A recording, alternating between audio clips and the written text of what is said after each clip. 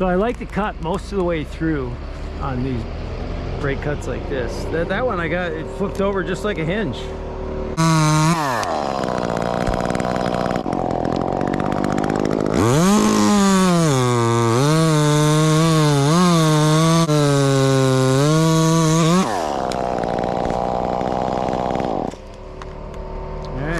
So no hinge, just a leaning piece, cut most of the way through, and then just finish the back cut.